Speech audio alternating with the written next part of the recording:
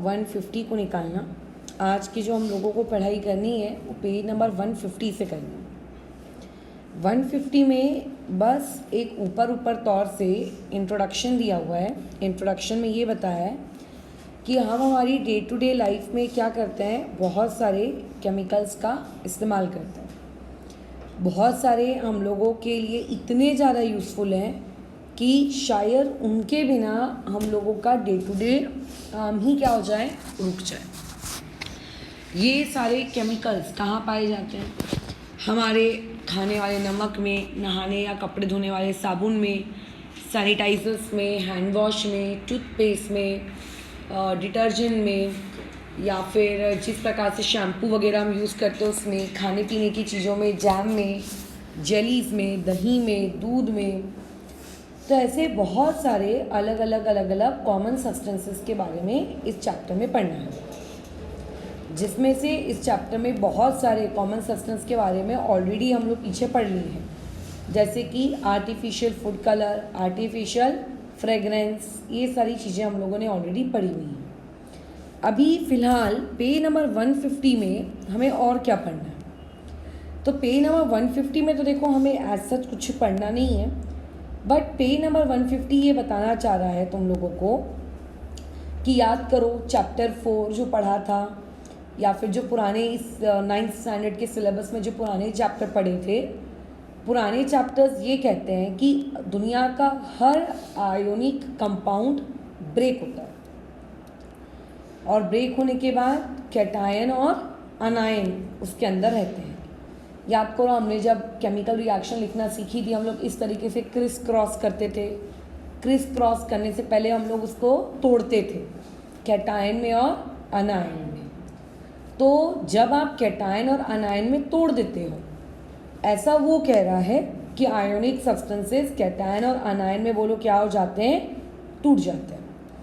फिर और वो ये बता रहा है कि हमारे समुद्र के पानी में बहुत सारे मिनरल्स, बहुत सारे सॉल्ट पाए जाते हैं। बाजू कलर के येलो डब्बे में उसने हम लोगों को लिखकर भी दिया है कि मैं आपको कुछ एग्जांपल्स दे रहा हूँ, जैसे कि sodium chloride, magnesium chloride, magnesium sulphate, potassium chloride, calcium carbonate, magnesium bromide, ये सारे के सारे वो सॉल्ट्स हैं जो हम लोगों को समुद्र से मिलते हैं। इसके अलावा और भी बहुत सारी चीज़ें जो समुद्र से मिलती है, इसीलिए समुद्र को कहा जाता है a rich source of minerals. तुम्हारे लिए आज एक छोटा सा होमवर्क है। ये डू यू नो में जितने भी आप लोगों को केमिकल्स के नाम लिखकर दिए गए ना, ये सारे केमिकल्स के नाम को क्रिस क्रॉस करके इनका फॉर्मूला बना के लेकर आओगे, ठीक है? याद है फॉर्मूला बनाना अपन ने सीखा था, वैलेंसीज को देख देख कर लिखते थे और फिर उन्हें क्रिस क्रॉस करते थे। तो कल इन सभी के 6 का फॉर्मूला बना के लेकर आओगे ताकि इसकी प्रैक्टिस भी हो जाए। फिर पुराने चैप्टर्स में और हम लोगों ने क्या पढ़ा हुआ है? पुराने चैप्टर्स में हमने एसिड बेस केमिस्ट्री भी पढ़ा है, जो बताते हैं कि जो सब्सटेंसेस का नेचर एसिडिक होता है, उन एसिडिक सब्सटेंसेस का pH 7 से कम होता है।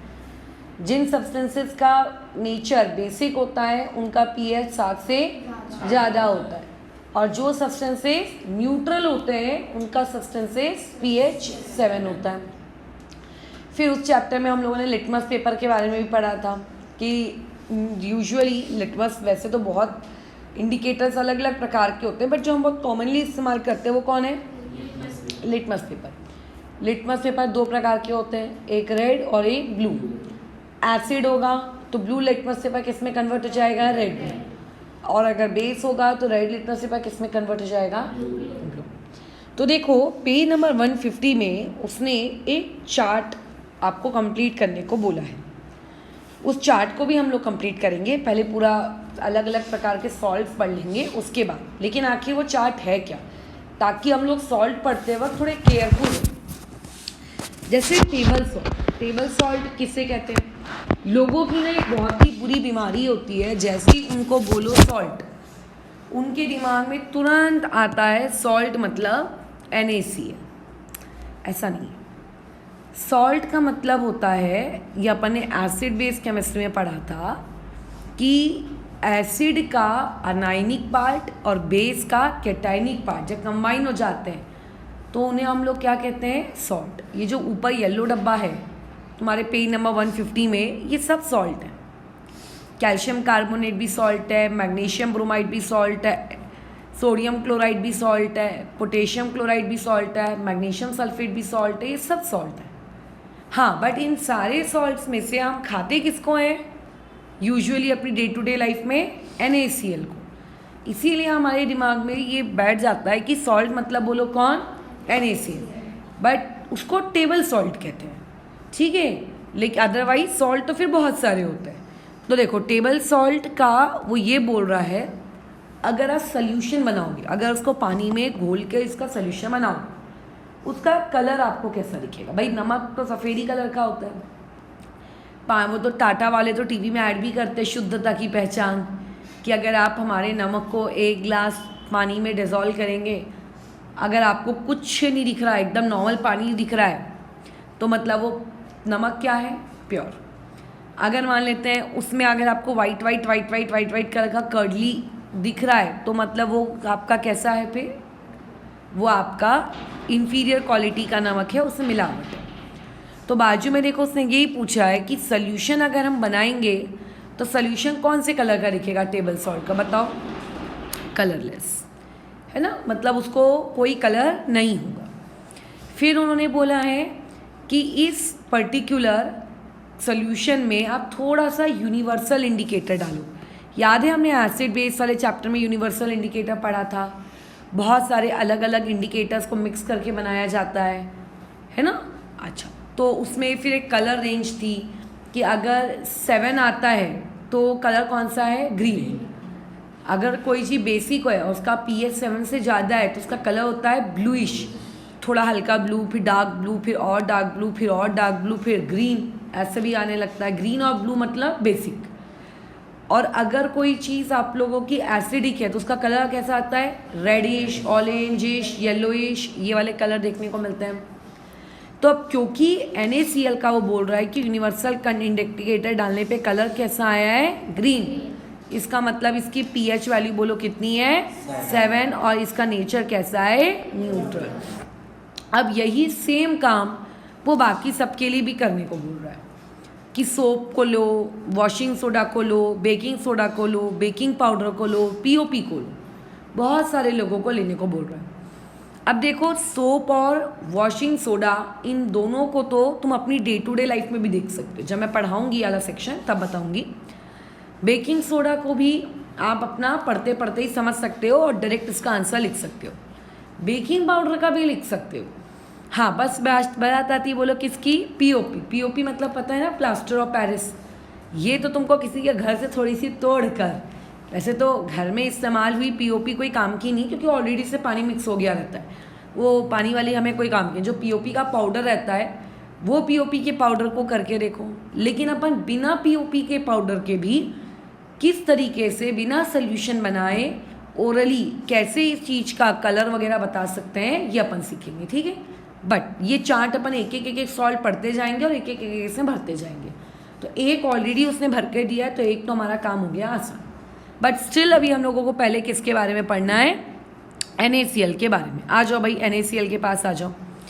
तो देखो सोडियम क्लोराइड, इसका नाम होता है टेबल सॉल्ट, यानी कि NaCl। ये जो तुम्हारा NaCl है, इसके बारे में ऑलमोस्ट हर बंदा जानता है। रीज़न, ये खाने में प्रयोग किया जाता है। अभी अगर तुम खाने में नमक नहीं डालो, कैसा बेस्वाद सा लगता है खाना, अरे इसमें नमक ही नहीं है करके।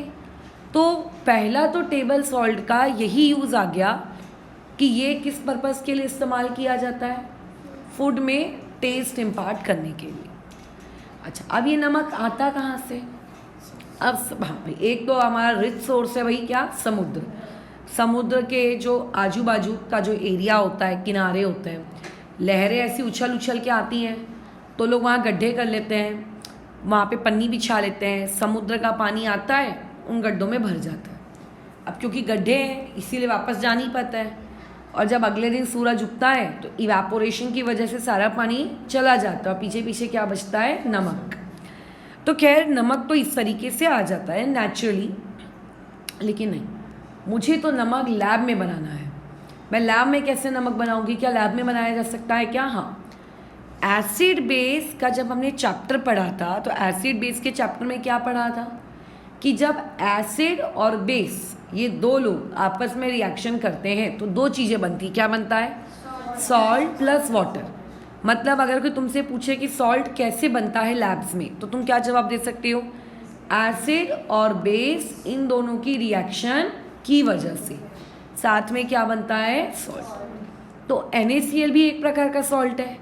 तो इस सॉल्ट को बनाने के लिए भी ज़रूर कोई एसिड और ज़रूर कोई बेस आया होगा। तो आप ध्यान से सुनना मेरी प्रवचन को।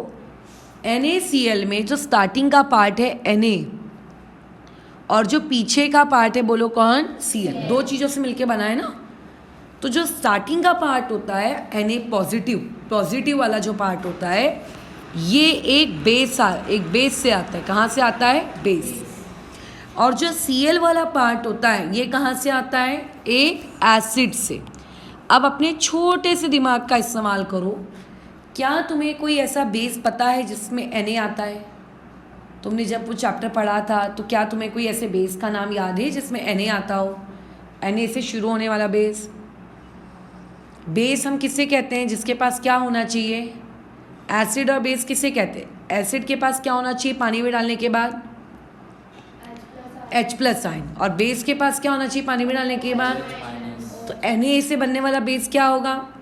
NaOH। ठीक है, यानी कि अगर तुम्हें NaCl सॉल्ट को बनाना है तो इस सॉल्ट को बनाने के लिए कौन सा बेस चाहिए होगा? NaOH। वहाँ लिख दो NaCl के बाजू में NaOH। क्या सिर्फ NaOH को लिखने से या लाने से सॉल्ट बन जाएगा क्या? नहीं भाई, NaOH तो बेस है, बेस के अंदर क्या डालना पड़ेगा? एसिड, जिससे क्या बने? सॉल्ट। तो Na तो कौन आया? बेस। Cl कहाँ से आएगा? एसिड से। कोई ऐसा एसिड जिसमें Cl आता हो? HCl। यानी कि NaCl नामक सॉल्ट कैसे बनता है? NaOH और HCl को आपस में मिक्स करके। क्या ये बात दिमाग में जा रही है? अब यही चीज़ देखो तुम्हारे बुक वाले ने लिख के दी है कि सोडियम क्लोराइड, देखो उन्होंने जो पैराग्राफ दिया है उस पैराग्राफ की 5वीं लाइन कि sodium chloride is formed by neutralization reaction between के बाद इंपॉर्टेंट चीज़ पढ़ो, सोडियम हाइड्रोक्साइड। सोडियम हाइड्रोक्साइड मतलब NaOH। और किसके बीच में रिएक्शन करानी पड़ेगी? हाइड्रोक्लोरिक एसिड के बीच में रिएक्शन कराओगे तो जाके क्या बन जाएगा आपका? Sodium chloride. क्या यहाँ तक मेरी बात समझ में आई? अब देखो, अगेन हम लोग हमारा थोड़ा सा कॉमन सेंस का प्रयोग करते हैं। ये सारी चीज़ें पता है एसिड बेस के चैप्टर से ही कोरिलेटेड है। मतलब ये चैप्टर पढ़ाया कैसे जाता है कि पहले एसिड बेस का एक इंसान चैप्टर पढ़ता है, उसके बाद ये पढ़ता है। ये ऐसा नहीं कि 2 महीने बाद 3 महीने बाद इस चैप्टर को पढ़ते हैं, ऐसा नहीं होता। क्या एक कंटेनर है, एक कंटेनर के अंदर जस्ट इमेजिन करना, हम लोग ज़्यादा इसकी डिटेल में नहीं जाएंगे, ज़्यादा डिटेल 12th क्लास की केमिस्ट्री में मिलती है। एक कंटेनर है, कंटेनर के अंदर आपने स्ट्रॉन्ग एसिड डाल के रखा है और एक कंटेनर है उसके अंदर आपने स्ट्रॉन्ग बेस डाल के रखा है। तो स्ट्रॉन्ग एसिड और स्ट्रॉन्ग बेस डालने से क्या होगा? दोनों के बीच में डिशुम रिएक्शन होगी और जो क्या बनेगा? सॉल्ट बनेगा। तो जब स्ट्रॉन्ग एसिड और स्ट्रॉन्ग बेस के बीच में रिएक्शन होती है और जो सॉल्ट बनता है वो सॉल्ट न्यूट्रल होता है। क्या होता है वो सॉल्ट? न्यूट्रल। क्योंकि एसिड भी स्ट्रॉन्ग था, बेस भी स्ट्रॉन्ग था, दोनों ने एक दूसरे को मार डाला। लेकिन अगर कंटेनर में एसिड स्ट्रॉन्ग है और बेस बेचारा वीक है, तो ऐसे में क्या होगा? जो सॉल्ट बनेगा उसमें किसके ट्रेसेस आपको दिखेंगे? एसिड के। तो ऐसे सॉल्ट को हम लोग क्या कहते हैं? Acidic salt. अगर आपने सॉल्ट बनाने के लिए जो बेस इस्तेमाल किया है वो स्ट्रॉन्ग है लेकिन एसिड क्या है? कमज़ोर, तो जो सॉल्ट बनेगा उसमें ट्रेसेस किसके दिखेंगे? बेस के। स्ट्रॉन्ग वाले के ट्रेसेस दिखते हैं। तो ऐसे सॉल्ट को हम लोग क्या कहते हैं? Basic salt. अब देखो यहाँ पे NaCl को बनाने के लिए तुमने किस किस का इस्तेमाल किया है बताओ जरा? NaOH का और HCl का। NaOH एक स्ट्रॉन्ग बेस है और HCl भी क्या है? एक स्ट्रॉन्ग एसिड है। अब दो स्ट्रॉन्ग चीज़ों को अगर तुम मिक्स करोगे तो उससे जो सॉल्ट बनेगा ना वो आपका एसिडिक होगा और ना ही वो न्यूट्रल होगा। इसीलिए NaCl के सॉल्ट का pH बोलो कितना आया था 7। तो यही चीज़ देखो नीचे लिखी भी हुई है कि pH वैल्यू इसकी सॉल्ट की कितनी होती है 7 होती है। और उसी नीचे वाले पैराग्राफ में लिखा भी है कि ये कैसा सॉल्ट है, न्यूट्रल सॉल्ट है। क्या तुम्हें ये सब बातें समझ में आ रही है कि न्यूट्रल सॉल्ट वगैरह क्या हुए हैं, क्यों कह रहे हैं इसको? तो नेचुरली अगर कोई पूछेगा कि NaCl कैसे मिलता है तो नेचुरली भाई समुद्र से मिल जाता है। लेकिन अगर कोई जिद करेगा नहीं मेरे को तो लैब में ही बनाना है, तो लैब में वो बंदा कैसे बनाएगा? NaOH को और HCl को आपस में क्या करके मिक्स करके वो क्या कर सकता है, लैब में बना सकता है। अब क्योंकि NaOH और HCl दोनों स्ट्रॉन्ग है तो जिसकी वजह से जो सॉल्ट बनेगा वो कैसा सॉल्ट होगा बोलो, ये न्यूट्रल। और उसका pH कितना होगा 7। अगर आप इस न्यूट्रल सॉल्ट में ब्लू लिटमस पेपर डालोगे कुछ होगा? क्योंकि ब्लू लिटमस पेपर किसके लिए काम करते हैं, एसिड्स के लिए। अगर आप रेड लिटमस पेपर डालोगे कुछ होगा? ये है क्योंकि वो किसके लिए काम करते हैं, बेस के लिए। हाँ, लेकिन अगर यूनिवर्सल इंडिकेटर डालोगे तो यूनिवर्सल इंडिकेटर का कलर क्या हो जाएगा, ग्रीन। क्या ये बात भेजे में जा रही है? बस खत्म। और यही हमारे चार्ट में ऊपर उसने लिख के भी दिया था पेज नंबर 150 में। लेकिन जो नमक हम अपने घर में खाते हैं, ये वाइट वाला नमक टाटा सॉल्ट, इसके अलावा भी हम लोगों के पास और दूसरे नमक भी होते हैं। मैं ये नहीं कह रही हूँ कि सर्टेन वाई कंपनी के नमक का ब्रांड, बहुत सारे वाइट सॉल्ट वाले नमक के ब्रांड आते हैं, उनको सबको हटाओ। एक दूसरा नमक भी होता है जिसको हम लोग कहते हैं सेंधा नमक, उपवास में स्पेशली यूज़ होता है। काला नमक, rock salt, pink salt, Himalayan salt, पता नहीं कितने नामों से ये प्रसिद्ध है। जैसे हमारा वाइट वाला कितना एकदम प्यारा प्यारा दानेदार दिखता है यूनिफॉर्म, वो थोड़ा उबड़ा खबड़ा होता है, थोड़ा कभी मोटा है कभी पतला है, इस टाइप का। अब ये रॉक सॉल्ट क्या होता है? तो अब ये रॉक सॉल्ट के बारे में देखो, ब्लू कलर के डब्बे में एक बहुत ही प्यारी जानकारी दी हुई है। एक मिनट, हाँ, हेलो, नहीं, वोटर कार्ड तो अभी मुझे मिलने का है और स्टैम्प पेपर भी आज नहीं मिल पाएगा क्योंकि जिला में आज बंद है। आज धाबा में कहीं वोटिंग हुई है, धाबा इलावा में। तो हाँ ठीक है ना, मैं आज फिर रुक जाती हूँ जी, बिल्कुल जी। तो देखो, एक बहुत ही प्यारे रॉक सॉल्ट के बारे में इंफॉर्मेशन दी हुई है कि बोलते हैं कि अर्थ के अंदर कुछ ऐसे पत्थर होते हैं जिन पत्थरों को जब ड्रिल किया जाता है मतलब जब उन्हें खोदा जाता है, खोदने के बाद जब आप उनको निकालते हो तो उन पत्थरों में एक मिनरल पाया जाता है। अंडरलाइन करो उस मिनरल को, हेलाइट। ठीक है, मिनरल हेलाइट पाया जाता है। ठीक है, और इन्हीं पत्थरों को हम लोग क्या कहते हैं, हम लोगों का रॉक सॉल्ट कहते हैं। अब कई बार पता है लोग ये क्वेश्चन पूछते हैं कि कौन सा सॉल्ट अच्छा है, रॉक सॉल्ट अच्छा है कि टेबल सॉल्ट अच्छा है? दोनों ही अच्छे हैं। इसका एक रीज़न, जो तुम्हारा नॉर्मल नमक है जो घरों में इस्तेमाल होता है, उसको अगर आप खाते हो तो उसमें सोडियम आयन आपकी बॉडी को मिल जाता है और हमारी बॉडी के लिए सोडियम आयन ज़रूरी है। अगर मान के चलते हैं आप उस नमक को खाना बंद कर दोगे तो आपकी बॉडी को फिर सोडियम कैसे मिलेगा, है ना? तुम बोलोगे मैडम रॉक सॉल्ट देता होगा। नहीं, रॉक सॉल्ट सोडियम आयन नहीं देता, जहाँ तक मुझे पता है, कंफर्म तो मैं नहीं हूँ, पोटेशियम आयन देता है। क्या हमारी बॉडी को पोटेशियम ज़रूरी नहीं है? फिर पोटेशियम भी ज़रूरी है, तो फिर दोनों में से कौन सा नमक खाए? तो ऐसे में एक इंसान को इन दोनों नमक को क्या करना चाहिए, मिला के खाना। तो मतलब जैसे आप नॉर्मल खाना खाते हो उसमें जो नमक डालते हो तो डालो ही डालो, थोड़ा सा उसे पिंच किसका इस्तेमाल कर देना चाहिए हर खाने में, रॉक सॉल्ट का। क्योंकि रॉक सॉल्ट से जो इंपॉर्टेंट मिनरल्स मिलते हैं सीधा अर्थ से, वो डायरेक्ट हमारी बॉडी के अंदर आ जाए। क्या बात समझ में आ रही है?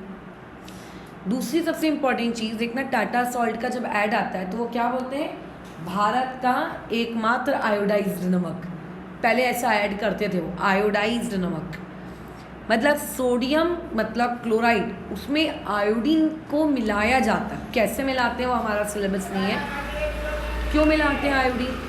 क्योंकि अगर हम आयोडीन नहीं खाएंगे तो हमारी बॉडी में आयोडीन की कमी हो जाएगी, और जब हमारी बॉडी में आयोडीन की कमी हो जाती है तो बहुत सारी बीमारियां घेर लेती है। ताकि हमें बीमारियां ना घेरे इसीलिए आयोडीन भी ज़रूरी है। और ये आयोडीन किसमें मिलता है? नॉर्मल नमक में मिलता है, इससे नॉर्मल नमक खाना भी ज़रूरी है। तो इस तरीके से आपको दोनों ही नमक को बैलेंस करके क्या करना चाहिए? खाना चाहिए। क्या यहाँ तक ये बात भेजे में जा रही है? अब आगे क्या बोल रहा है देखो, नीचे येलो डब्बे में आ जाओ, ठीक है। येलो डब्बा तो भाई इसका बहुत ही प्यारा है। क्या बोल रहा है? 25% aqueous solution of salt is called saturated brine। यहाँ पे तुम्हारे पेपर में 1 मार्क का डिफाइन आ सकता है कि व्हाट इज़ ब्राइन, या फिर MCQ आ सकता है कि व्हाट इज़ ब्राइन। अब ब्राइन को अपन समझ लेते हैं कि भाई ब्राइन आखिर है क्या। इमेजिन करो तुमने 1 कटोरी नमक ले लिया अपना नॉर्मल घर वाला, और उसमें 4 कटोरी क्या डाल दिया?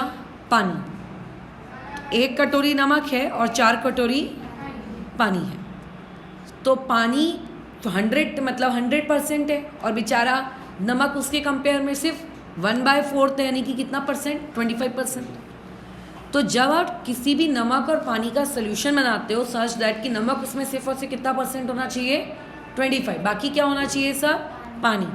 तो उस 25% के नमक और पानी के मिक्सचर को हम लोग क्या कहते हैं? ब्राइन। क्या ये बात भेजे में जा रही है?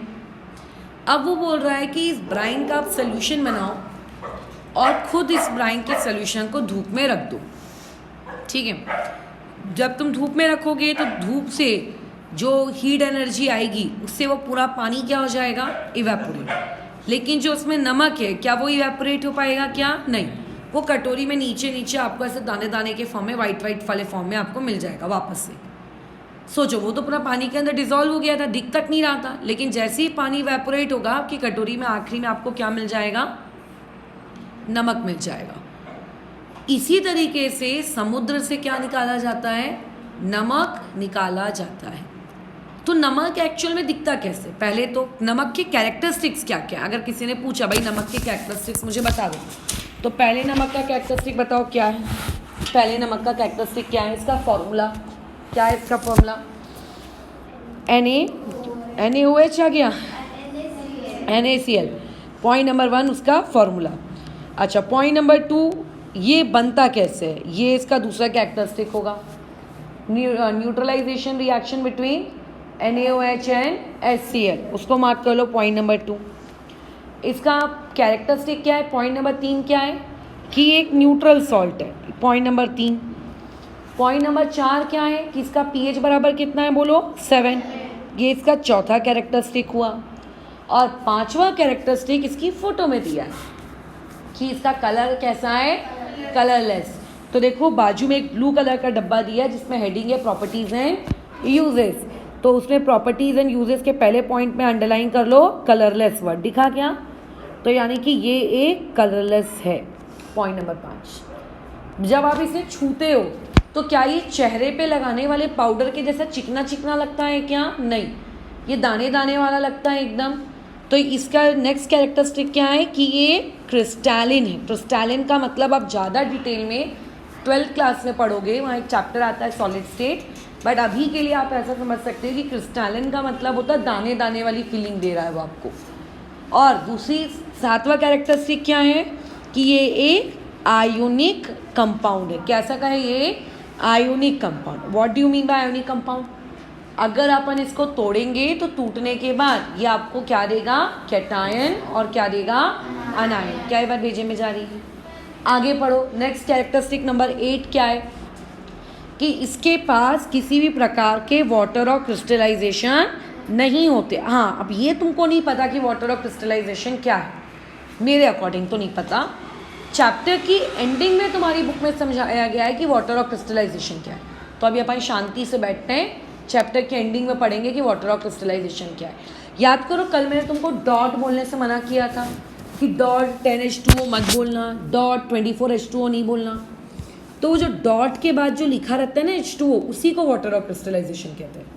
तो ऐसा NaCl के फॉर्मूले में क्या तुम्हें कहीं भी कोई डॉट सम H2O दिख रहा है क्या? नहीं। इसीलिए इसके स्ट्रक्चर में किसी भी प्रकार का कोई भी वाटर और क्रिस्टलाइजेशन नहीं है। 9th कैरेक्टरिस्टिक क्या हो गया इसका? टेस्ट। कैसा भी मीठा टेस्ट होता है क्या नमक का? सॉल्टी टेस्ट होता है। तो पॉइंट नंबर 9 क्या आ जाएगा? Salty in taste. अब भाई इस NaCl का यूज़ क्या है? ये तो अभी हमने 9 पॉइंट्स पढ़ लिए। 9 पॉइंट्स किसके पढ़े हम लोगों ने? NaCl की कैरेक्टरिस्टिक्स, प्रॉपर्टीज क्या है, एक बार फिर से रिवर्स कर लेते हैं। It is known as table salt. Formula point number 2 कैसे बनता है? Reaction between NaOH and HCl। Point number 3 neutral salt. Point number 4 pH बराबर 7। Point number 5 colourless. Point number 6 crystalline. Point number 7 no water और crystallization. Point number 8 salty, अच्छा ionic compound. और point number 9 salty in taste. अब इतना तो हमको पता है कि NaCl का उपयोग खाने में किया जाता है भाई, टेस्ट इम्पार्ट करने के लिए। कई लोग तो फ्रूट्स में भी नमक लगा लगा के खाते हैं, बट वो करना नहीं चाहिए, इट इज़ अनहेल्दी। फ्रूट्स को नेचुरली उसी फॉर्म में खाना चाहिए जैसा वो मिलता है। चलो खैर वो अलग बात है। क्या खाने के अलावा NaCl की और कोई उपयोगिता नहीं है? है, बहुत है NaCl की उपयोगिता।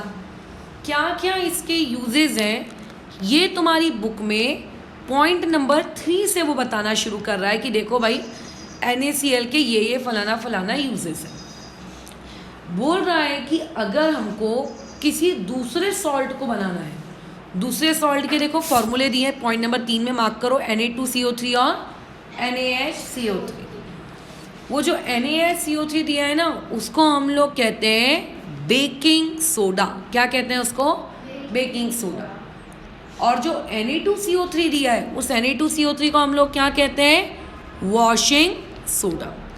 यानी कि अगर तुम वॉशिंग सोडा और बेकिंग सोडा बनाना चाहते हो तो इन दोनों को बनाने के लिए तुम्हें क्या चाहिए? नमक। बिना नमक के आपका वॉशिंग सोडा बेकिंग सोडा नहीं बनेगा। ये तो हो गया इसका पहला यूज़। और इसके क्या यूजेस हैं, पढ़ते जाते हैं एक एक करके। देखो बोल रहा है अगर आप क्या करोगे, ब्राइन को धूप में रखने की बजाय ब्राइन के सॉल्यूशन को एक कंटेनर में डालोगे, कैथोड एनोड को डिप करोगे और बोलो क्या करवाओगे? बिजली पास करवाओगे। तो बोलो क्या हो जाएगा? एनोड पे रिएक्शन होगी और कैथोड पे रिएक्शन होगी। और इस रिएक्शन की वजह से पढ़ो पॉइंट नंबर 4 पे क्या लिखा है, बहुत ही इंपॉर्टेंट जानकारी लिखी है। हाइड्रोजन गैस पैदा हो जाएगी। बोलो कहाँ पे? कैथोड पे। अच्छे से अंडरलाइन कर लो उसको कि ब्राइन को, ब्राइन मतलब क्या? NaCl जिसमें 25% NaCl है, बाकी सब पानी। ऐसे NaCl को अगर आप बिजली से पास करवाओगे तो कैथोड और एनोड पे रिएक्शन होगी। कैथोड पे कौन सी गैस बनेगी? Hydrogen gas. और आपके एनोड पे कौन सी गैस बनेगी? Chlorine gas. किस पर कौन सी गैस बनती है, ये बहुत इंपॉर्टेंट पॉइंट है। ये MCQ में, ट्रू फॉल्स में कई बार टीचर्स पूछते हैं। तो इस तरीके से तुम एक नमक की मदद से क्या बना सकते हो? Hydrogen gas. नमक की मदद से क्या बना सकते हो? Chlorine gas. ये हाइड्रोजन और क्लोरीन गैस कहाँ बनने वाली है? कैथोड वाले डंडे पे और एनोड वाले डंडे पे। और जैसे ही रिएक्शन खत्म हो जाएगी, नीचे जो कंटेनर है, नीचे कंटेनर में आपने जितना भी NaCl लिया था वो सारा का सारा NaCl किस में कन्वर्ट हो जाएगा? NaOH। तो यहाँ पे टोटल आप लोगों को कितनी कम केमिकल्स मिल रहे हैं? 3 केमिकल मिल रहे हैं। एक मिल रहा है NaOH, एक मिल रहा है Cl2 और तीसरा कौन सा केमिकल मिल रहा है? H2। हाँ, जब छोटे रहते हैं तो एक चीज़ इसमें बहुत आती है हमारे दिमाग में एज अ डाउट कि कैसे बना होगा। कैसे बना होगा का जवाब अगेन तो मैं 9th-10th क्लास में नहीं दिया जा सकता। 12th क्लास में एक चैप्टर आता है इलेक्ट्रोकेमिस्ट्री, वहाँ पे हम ये सब सीखते हैं, रिड्यूसिंग पावर, ऑक्सीडाइजिंग पावर वगैरह वगैरह, standard reduction potential, standard oxidizing potential, उसके बेसिस पे ये प्रोडक्ट बनाए जाते हैं। ठीक है, तो जब तुम 12 बोर्ड्स में केमिस्ट्री पढ़ोगे अगर, तो तुम्हें इलेक्ट्रोकेमिस्ट्री नामक चैप्टर में ये रिएक्शन वापस मिलेगी एक पन्ने की, पूरा डिटेल में समझाते हुए कि एनोड पे H2 कैसे बना, Cl2 कैसे बना, कैथोड पे H2 कैसे बना, और नीचे कंटेनर का NaCl किस में कन्वर्ट हो गया? NaOH में। और मैं एक जीके फैक्ट की जानकारी दे देती हूँ। जब हम ब्राइन के अंदर से बिजली पास करते तो इस प्रोसेस को एक नाम देते हैं, तुम्हारी बुक में ही नाम नहीं दिया है, इसको कहते हैं हम लोग क्लोर अल्कली प्रोसेस। इसे कौन सी प्रोसेस कहते हैं? क्लोर अल्कली प्रोसेस। क्लोर क्यों? इस रिएक्शन में क्लोरीन बन रहा है, तो क्लोरीन का शॉर्ट फॉर्म बोलो क्या हो गया? क्लोर। और अल्कलीन क्यों कहते हैं? क्योंकि इस रिएक्शन में NaOH बन रहा है। NaOH इज अ बेस, वो एक अल्कली है, वाटर सोल्यूबल बेस, इसीलिए इस प्रोसेस को भी हम लोग क्या कहते हैं? क्लोर अल्कली प्रोसेस। तो बताओ NaCl के टोटल कितने यूजेस हो गए? 2। पहले तो ये वॉशिंग सोडा और बेकिंग सोडा बनाने के काम आता है। अगर पेपर में तुम ये फॉर्मूले भूल गए, Na2CO3 NaCO3 कौन सा सॉल्ट बनाता है, तो सिंपल लिख देना, it is use for the manufacturing of synthesis of baking soda and washing soda. दूसरा क्या यूज़ है कि अगर आप ब्राइन को क्या करोगे? पास करवाओगे उससे इलेक्ट्रिसिटी, देन क्या होगा? कैथोड पे क्या बनेगा? Hydrogen gas. एनोड पे क्या बनेगा? Chlorine gas. और कंटेनर में NaOH बचेगा। 3 चीज़ें बनती हैं और नीचे वाली रिएक्शन वहाँ पे आपको लिख कर देनी है कि देखो NaCl था, उससे पानी मिला हुआ था, टूटने के बाद उसने क्या बनाया? NaOH, H2 और Cl। क्या ये बातें भेजे में जा रही हैं? अब पॉइंट नंबर 4 को हम समझते हैं और उसके बाद पॉइंट नंबर 4 पे फिर बातचीत करते हैं। देखो, कोई मुझे ये कहेगा नमक का जो सॉलिड फॉर्म है, आप इसको गायब करके दिखाओ। भैया आपको कोई जादूगर तो है नहीं जो गायब करके दिखाएंगे। 2 ऑप्शन हो सकते हैं। क्या? पानी में डाल दो, पानी में घुल जाएगा, हो गया गायब। या दूसरा तरीका क्या हो सकता है? आप उसको गरम करो, अच्छा गरम करो। कैसे? भाई हमारे घर में गैस पे रख के गरम कर लो। अब क्योंकि हमारे गैस की भी एक लिमिट है कि मैं इतने डिग्री तक खिंचा सकता हूँ। अवन में गरम कर लो, कहीं भी गरम करो। तो जब आप उसको बहुत बहुत बहुत बहुत बहुत बहुत गरम करते हो तो धीरे धीरे धीरे धीरे वो सॉलिड वाला क्या हो जाता है? पिघल जाता है। भाई किसी भी चीज़ का एक मेल्टिंग पॉइंट होता है ना, पिघल जाएगा और उसका सॉलिड शेप क्या हो जाएगा? गायब हो जाएगा। आपको उसको गायब करने के 2 तरीके, पानी में डिजोल्व कर लो, गायब हो गया सॉलिड स्टेट उसका, या फिर उसको इतना गर्म करो कि बेचारा क्या हो जाए? मेल्ट हो जाए। तो बुक वाले ने देखो पॉइंट नंबर 5 में बताया है कि नमक को 800 डिग्री सेल्सियस तक हीट करना पड़ता है। 800। और जब आप 800 डिग्री सेल्सियस पे हीट करते हो तब वो बेचारा नमक क्या हो जाता है? मेल्ट हो जाता है, पिघला हुआ नमक। फॉर एग्जाम्पल अभी कैडबरी, अरे कल मैं कैडबरी खरीद के लाई, मैंने उसको बहुत ही अच्छे से बोला मुझे बबली देना, मुझे बड़ा मन कर रहा था खाने का। मैं तो ले तो आई इतनी बड़ी, जब मैं आके इसको खा रही हूँ तो खाने का मुझे बड़ा अजीब सा स्वाद आ रहा है। मैं पहले तो चेक की कहीं मेरे को नकली कैडबरी तो नहीं पकड़ा दिया, कैडबरी तो असली थी। फिर मैंने पलट के देखा तो मेरी कैडबरी के पीछे गुलाबी गुलाबी कुछ लगा हुआ था। आजकल मार्केट में एक और नई कैडबरी आई है जो तुम बबल वाली, हाँ, ऊपर से चॉकलेट चॉकलेट और नीचे से बबल बबल। इतनी गंदी और इतनी वाहियात लगती है। हाँ, अनलेस अनटिल किसी का बबल गम वाला फेवरेट टेस्ट ना हो, मेरा तो बिल्कुल नहीं है। अब मुझे फेंकने में भी इतना दर्द हो रहा है, हे भगवान मेरी इतनी बड़ी चॉकलेट मुझे फेंकनी पड़ेगी। तब उसका एक ही ऑप्शन है कि आप उस चॉकलेट को मैं खा तो नहीं सकती और किसी को खिला भी नहीं सकती क्योंकि ऑलरेडी उसको झूठा कर चुकी हूँ। तो एक ही ऑप्शन है कि अब उसको क्या किया जाए? मेल्ट कर दिया जाए। और मेल्ट करने के बाद अच्छा च्युइंगम अलग नहीं, च्युइंगम नहीं है उसमें, वो टेस्ट है। लेकिन उसको फिर तुम मिलाकर दूध में कोई चॉकलेट वॉकलेट का बस शेक बनाकर उसको किसी ना किसी को पिला सकते हो, या उसको बनाना शेक बना लो, कुछ भी कर लो, उसको टिपा सकते हो बस। तो वो चीज़ मार्केट में जब खरीदने जाओ, अनलेस से अनटिल तुमने उसका सैंपल ट्राई करके ना रखा हो, उसे कभी नहीं खरीदना, तुम्हारे पैसे बर्बाद हो जाएंगे। हाँ, ये पगला मेरे को पूरा यकीन है खरीदेगा, इसका यही पसंदीदा फ्लेवर होगा, है ना। तो अब बताओ चॉकलेट को पिघलाया जा सकता है क्या? हाँ। कैसे? वो बर्तन में डाल दो, पिघलना शुरू हो जाती है धीरे धीरे। और कौन पिघल जाता है? गुड़ भी पिघलाया जा सकता है। तो वैसे ही अगर नमक को भी पिघला दोगे ना 800 डिग्री सेल्सियस तक हीट करके, तो नमक भी बेचारा क्या हो जाएगा? पिघल जाएगा। और जब नमक पिघल जाता है तो उस पिघले हुए नमक को अंडरलाइन करो, क्या कहते हैं हम लोग? Fused state of the salt. उसको 1 मार्क के डिफाइन के लिए आ सकता है, what is the fused state of the salt.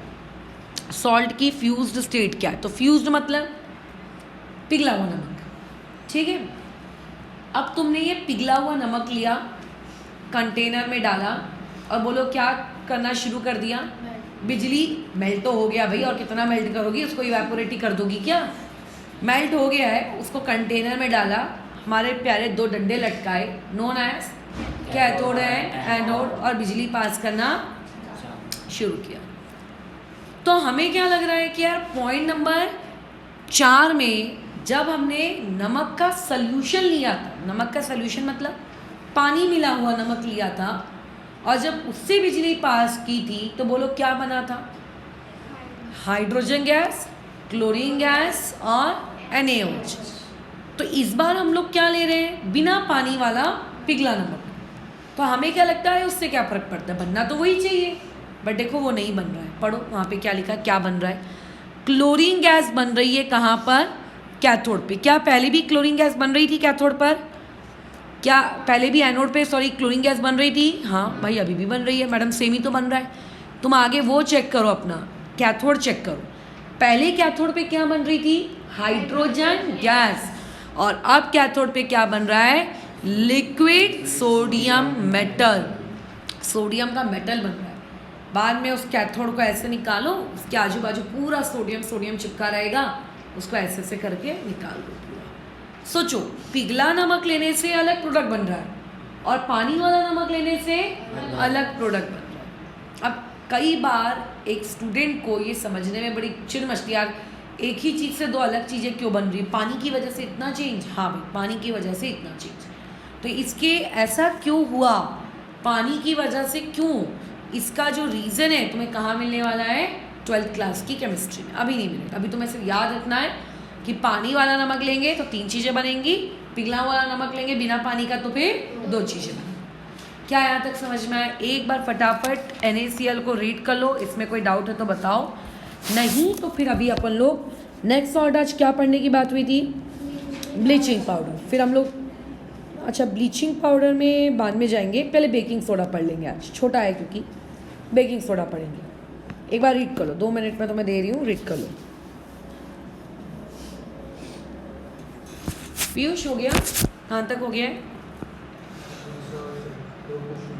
ठीक कर लो।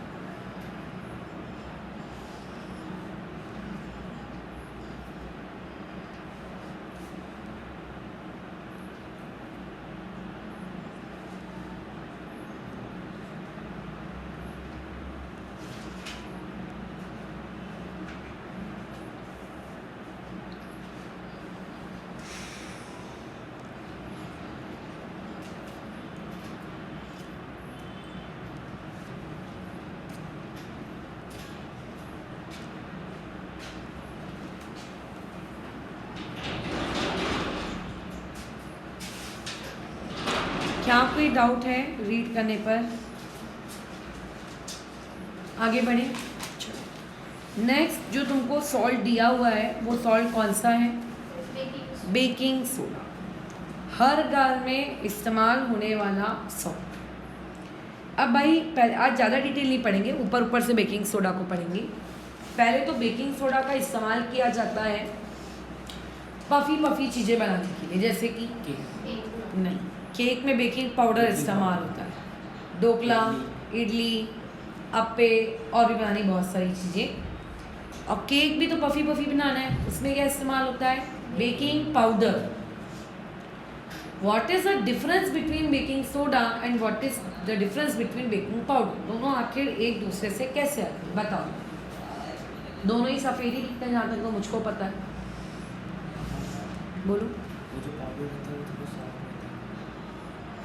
मेरे को हिसाब से तो दोनों ही सॉफ्ट रहते हैं। हाँ चलो ठीक है, सॉफ्ट है नहीं है, और कोई डिफरेंस?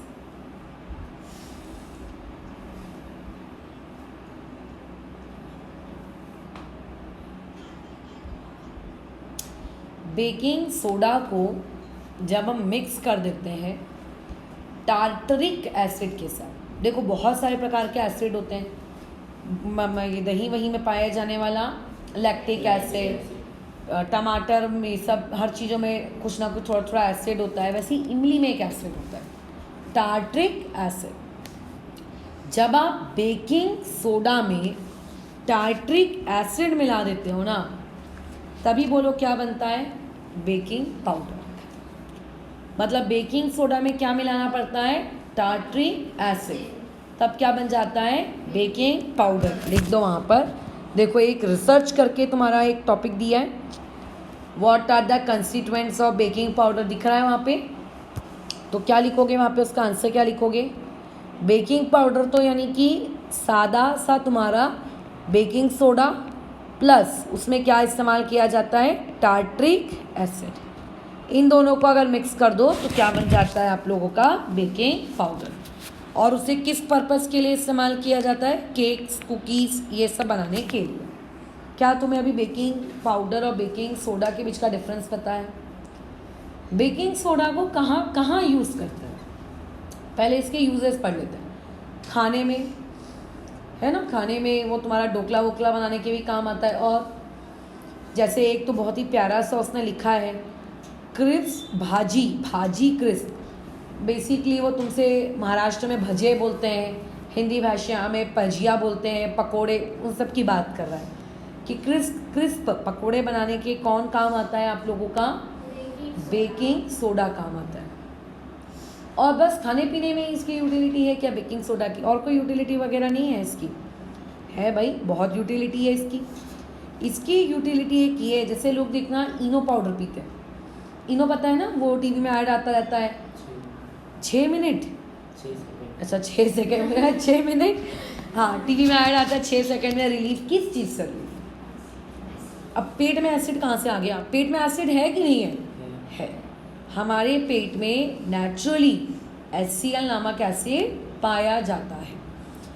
कुछ रीजंस की वजह से कभी कभी हमारी बॉडी में एसिडिक नेचर क्या हो जाता है? बढ़ जाता है, जिसकी वजह से मुझे तो आज तक एसिडिटी हुई नहीं, तो मुझे नहीं पता एसिडिटी होने पे कैसा कैसा लगता है, बट अगर जिनको हुई है, हमारी दादी को तो हर तीसरे दिन होती रहती है, तो वो लोग क्या पीते हैं? इनो। क्यों भाई? क्योंकि ये जो बेकिंग सोडा है इसके फॉर्मूले में इसका रीज़न लिखा है। क्यों? पढ़ो भाई, इसका फॉर्मूला क्या लिख के दिया उसने? NaHCO3। अभी जैसे जैसे अपन ने टेबल सॉल्ट का पोस्टमार्टम किया, इस बेकिंग सोडा का भी पोस्टमार्टम करो। कैसे? स्टार्टिंग में Na लिखा है, इसका मतलब क्या है कि इस पर्टिकुलर सॉल्ट को बनाने में कौन यूज़ हो रहा होगा? बोलो आप लोगों का, एक ऐसा बेस जिसके पास बोलो क्या है? Na। और पीछे में क्या लिखा हुआ है? HCO3। तो पीछे का HCO3 बोलो कहाँ से आ रहा होगा? एसिड से। भाई सॉल्ट तो एसिड और बेस को मिला के ही बनेंगे ना। अब अपने दिमाग को चलाओ, Na कौन से बेस से आता है? Na किस बेस से आता है? अरे इतने बड़े बेवकूफ़ हो क्या, अभी अभी तो पढ़े थे। तो फिर दिमाग क्या सटक जाता है भी बीच में। NaOH, NaOH नामक बेस का इस्तेमाल करने से हमें Na क्या हो जाएगा, मिल जाएगा। एक मिनट, NaOH नामक बेस का इस्तेमाल करने से हमें क्या होगा, Na मिल जाएगा। HCO3 कहाँ से मिलता है, ऑब्वियसली एसिड से आएगा। कौन से एसिड से, H2CO3। कौन से एसिड से, H2CO3। इस एसिड को बोला जाता है कार्बोनिक एसिड। कौन सा एसिड कहते हैं इसको, कार्बोनिक एसिड। अब देखो मोस्ट इम्पॉर्टेंट चीज़ ये है कि जो NaOH है ना, वो एक स्ट्रॉन्ग बेस है। कैसा है वो, एक स्ट्रॉन्ग बेस। और जो H2CO3 है वो बेचारा कैसा है, एक वीक एसिड। तो जब एक स्ट्रॉन्ग बेस और एक वीक एसिड के बीच में रिएक्शन होगी तो नो डाउट सॉल्ट तो बनेगा, बट सॉल्ट के अंदर किस चीज़ के कैरेक्टरिस्टिक्स होंगे, एसिड के कि बेस के, बेस के कैरेक्टरिस्टिक होंगे। इसका मतलब जो तुम्हारा ये बेकिंग सोडा है ये कैसा सॉल्ट है, बेसिक सॉल्ट है। देखो कहीं ना कहीं लिखा भी होगा इन लोगों ने, अच्छा नहीं लिखा है, खैर जाने, अच्छा लिखा है। देखो प्रॉपर्टीज एंड यूजेस में जो पॉइंट नंबर 1 है उस पॉइंट नंबर 1 में आ जाओ। उसके आखिरी 3 लाइन देखो, उसने क्या लिखा है, बेसिक इन नेचर। दिख गया, समझ में आया ये बेसिक क्यों है, पक्का। अगर ये बेसिक सॉल्ट है तो उसका pH 7 से ज़्यादा होगा कि 7 से कम होगा, 7 से ज़्यादा होगा। ये उसने लिखा नहीं है, बट खैर। अब बताओ हमारे पेट में हम इनो क्यों पीते हैं, एसिडिटी की वजह से। अब एसिड को कौन मारेगा, बेस ही मारेगा ना, कि और एसिड पी लोगे, ऑलरेडी एसिड से परेशान हो और एसिड तो पियोगे नहीं, क्या पियोगे, बेस। तो इसीलिए जब एसिडिटी हो जाती है तब हम लोग क्या खा सकते हैं, बेकिंग सोडा खा सकते हैं। देखो यही लिखा हुआ है पॉइंट नंबर 3 में कि बीन बेसिक इन नेचर, इसका काम क्या होता है, स्टमक की एसिडिटी को बोलो क्या करना, कम करना। समझ में आया ये एसिडिटी को क्यों कम करता है, क्यों, क्योंकि खुद क्या है, बेसिक है। अच्छा, और कहाँ यूज़ होता है, अभी हम लोग कार्बन वाला चैप्टर भी पढ़ेंगे। कार्बन वाले चैप्टर में ना फायर एक्सटिंग्विशर की वर्किंग है, तो तुम्हें पता चलेगा कि फायर एक्सटिंग्विशर के अंदर कभी भी CO2 गैस भरी हुई नहीं रहती है। फायर एक्सटिंग्विशर के अंदर बेकिंग सोडा रहता है और फायर एक्सटिंग्विशर के अंदर एसिड होता है एक ट्यूब में। जैसे ही हम बाहर से फायर एक्सटिंग्विशर का वो काला सा नॉब दबाते हैं, इन दोनों के बीच में क्या होती है, रिएक्शन, और उस रिएक्शन की वजह से बाहर क्या निकलती है, CO2 गैस। कभी भी CO2 गैस भर के नहीं रखी हुई होती है उसके अंदर। तो ये हम कार्बन वाले चैप्टर में पढ़ेंगे। लेकिन यही चीज़ देखो पॉइंट नंबर 4 में भी लिखी है कि NaCO3 फायर एक्सटिंग्विशर बनाने के लिए इस्तेमाल होने वाला वन ऑफ द क्या है, ये इंग्रेडिएंट। उसके अलावा ये पॉइंट नंबर 5 मुझे बड़ा पसंद है। तुम माइक्रोवेव इस्तेमाल करते हो, अवन इस्तेमाल करते हो, 2-4 दिन इस्तेमाल करो, 1 महीना इस्तेमाल करो, अंदर से अवन पूरा एकदम चिपचिपा ग्रीसी हो जाता है, बहुत गंदा लगता है। तुम अगर गैस को भी साफ नहीं करोगे, गैस भी पूरी ग्रीसी हो जाएगी, अवन और ग्रीसी हो जाता है। क्योंकि पहले तो हम उसको ठंडा होने का वेट करते हैं साफ़ होने तक करने के लिए, फिर ठंडा होने के बाद एक इंसान भूल भी जाता है। तो ये मैंने यूट्यूब पे एक हैक देखा था, बेकिंग सोडा डाल दो, पूरा ऐसा मिला के थोड़ा सा पानी में, अवन में जितना भी गंदगी चिपका हुआ है खाने का या जो भी ग्रीसी सब साफ़ हो जाता है। तो ये किस पर्पज़ के लिए यूज़ किया जाता है, माइक्रोवेव अवन्स को क्लीन करने के काम में आता है। अब क्योंकि तुम्हारा बेकिंग सोडा बेसिक नेचर का है, तो बताओ इसको ब्लू लिटमस पेपर चाहिए कि इसको रेड लिटमस पेपर चाहिए, रेड लिटमस पेपर। तो यही देखो पॉइंट नंबर 1 में लिखा है कि अगर आप इसमें रेड मॉइस्ट लिटमस पेपर डालोगे तो वो उसको किस में कन्वर्ट कर लेगा, ब्लू कलर में कन्वर्ट कर देगा। तो इस तरीके से तुम्हारा बेकिंग सोडा वाला टॉपिक यहाँ पे होता है समाप्त। और कल हम बेकिंग सोडा का भाई कौन पढ़ेंगे, वॉशिंग सोडा, ब्लीचिंग पाउडर नहीं पढ़ेंगे, बेकिंग पाउडर उसका भाई, ठीक है। कल हम पढ़ेंगे वॉशिंग सोडा। अच्छा, और उसके अलावा फिर आखिरी में पढ़ेंगे, बोलो कौन सा, ब्लीचिंग पाउडर। तो आज इस पढ़ाई के बेसिस पर तुम जो चीज़ें लर्न कर सकते हो, जरा देख लेते भाई क्या क्या लर्न कर सकते हो।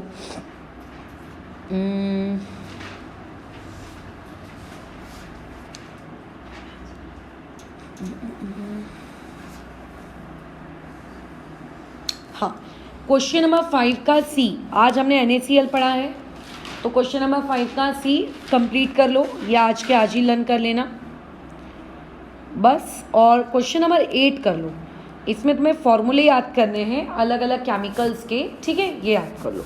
आज हमने सोडियम क्लोराइड पढ़ा है, उसके अलग अलग 3 मेथड्स के बारे में बोल रहा है उसको इलेक्ट्रोलिसिस करने के लिए। इलेक्ट्रोलिसिस मतलब बिजली पास करने, तो एक तो अपन पानी वाले से पास करते हैं और एक तो पिघले हुए नमक से पास करते हैं। तीसरा तरीका वो तुमको पता नहीं कौन सा मांग रहा है, मैडम ने भी 2 ही लिखवाए होंगे, तो उन 2 तरीकों को या जितने भी उन्होंने लिखवाए वो तीनों याद कर लेना, ये तुम्हारी कल की लर्निंग है। क्या है बात दिमाग में गई? ठीक, कल हम लोग पढ़ेंगे कौन सा वाला टॉपिक, वॉशिंग सोडा। तो कल एक काम करना, वॉशिंग सोडा को थोड़ा सा रीड करके पता करना, ताकि कल जब पढ़ें तब तुम्हारे छोटे से दिमाग